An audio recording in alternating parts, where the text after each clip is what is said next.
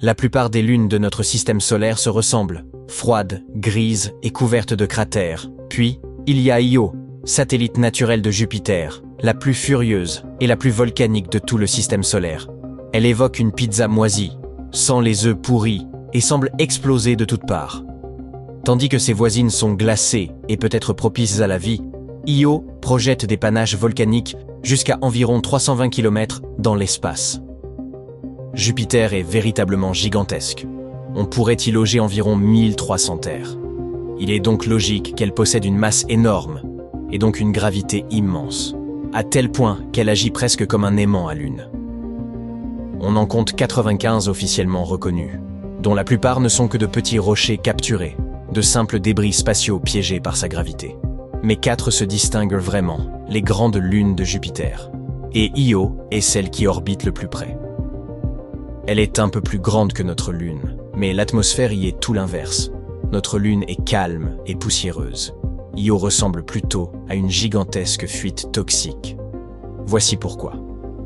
Io est prise dans un piège gravitationnel. Jupiter l'attire d'un côté, tandis que ses lunes voisines l'influencent aussi. Pour 4 orbites d'Io, Europe en fait 2, et Ganymède 1. Ce rythme maintient l'orbite légèrement déformée, si bien que la compression ne cesse jamais. Cela crée des marées, mais pas océaniques, des marées de roches.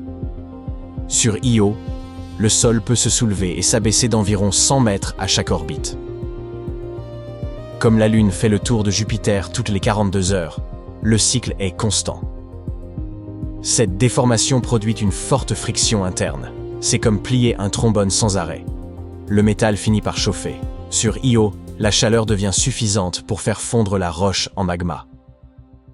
Toute cette chaleur doit s'échapper, et la pression perce la croûte en des centaines d'endroits. Certaines estimations évoquent environ 400 volcans, et ils n'agissent pas tous de la même manière. Parfois la lave s'étale lentement à la surface. D'autres fois, Io se comporte comme un canon et projette un immense nuage de gaz et de poussière à des centaines de kilomètres d'altitude. Imaginez un volcan terrestre capable d'atteindre la Station spatiale internationale.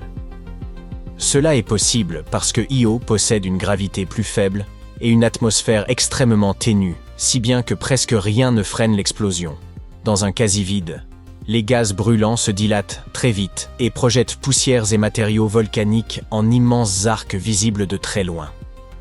Ces éruptions continues expliquent aussi pourquoi la Lune ressemble à une énorme bille plongée dans un mélange de peinture. Du givre de soufre tombe comme une neige sale et colore la surface de jaune, de rouge et de noir. Io est aussi célèbre pour ses lacs de lave, et le plus connu est Loki Patera, un bassin volcanique d'environ 200 km de large.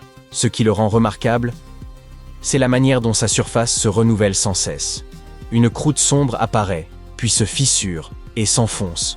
Cela peut déclencher une vague de lave fraîche qui traverse le lac comme une remise à zéro.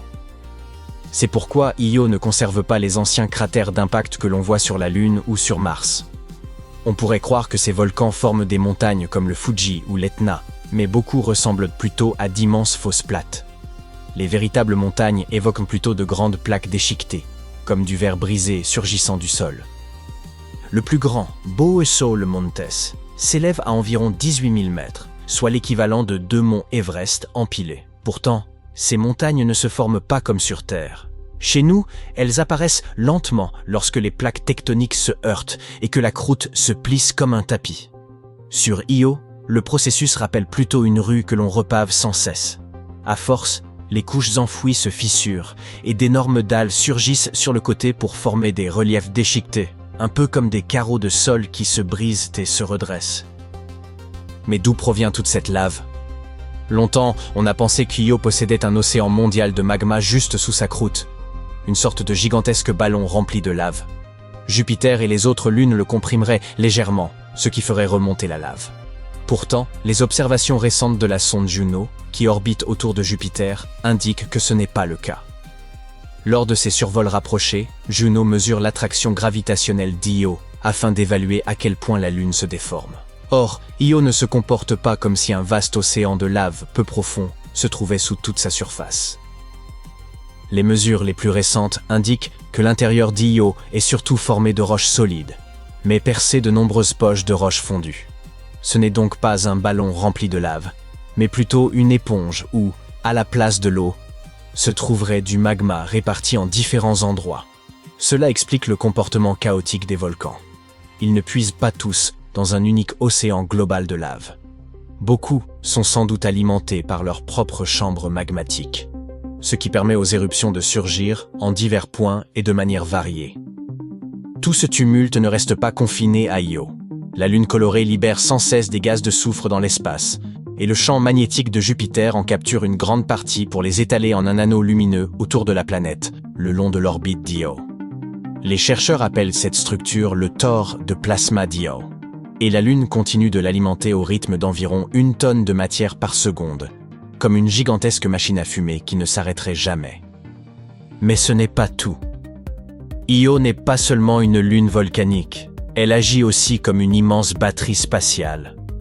En traversant à grande vitesse l'énorme champ magnétique de Jupiter, une charge électrique s'y accumule, un peu comme l'électricité statique avant une décharge.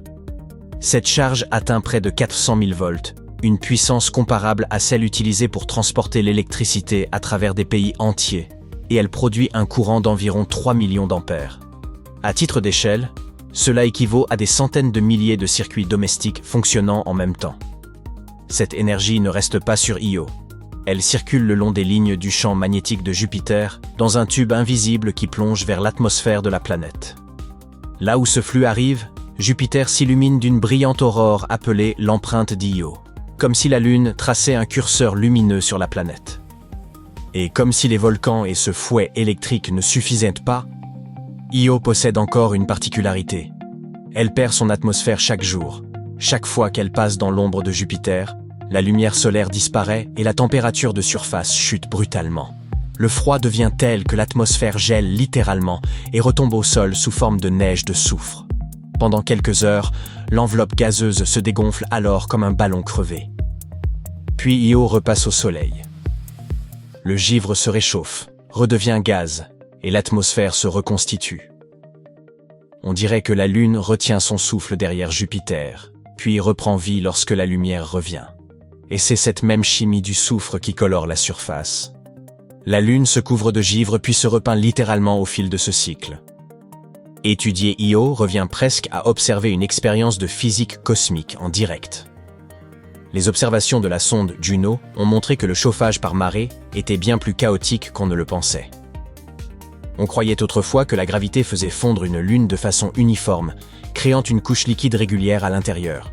Io montre le contraire. Les nouvelles données suggèrent un intérieur comparable à une éponge. Certaines poches de roches fondent sous l'effet des forces gravitationnelles, tandis que le reste demeure solide. Cette idée change notre vision des lunes glacées comme Europe ou Encelade, qui cachent probablement des océans sous leur glace. On espère que la chaleur interne puisse alimenter des sources hydrothermales, souvent considérées comme des moteurs potentiels de la vie. Mais si le chauffage par marée produit seulement des zones chaudes dispersées, ces sources pourraient être rares et regroupées. La vie ne serait alors pas répartie dans tout l'océan, mais concentrée autour de quelques oasis chaudes au cœur d'une immense mer sombre et glacée. Io peut aussi servir de miroir du passé de la Terre. La température de ces laves se rapproche de celle extrêmement chaude que notre planète possédait sans doute il y a des milliards d'années. Sur Terre, la surface est sans cesse recyclée et remaniée, surtout au fond des océans, ce qui efface ou brouille les traces les plus anciennes. En observant Io, on obtient donc un rare aperçu en temps réel du type de volcanisme brûlant que la Terre a peut-être connu à ses débuts, bien avant son refroidissement et longtemps avant l'apparition de la vie. Io est véritablement fascinante. C'est un monde où le sol crache du feu, où des montagnes surgissent comme des tuiles brisées, et où Jupiter la relie littéralement à une aurore.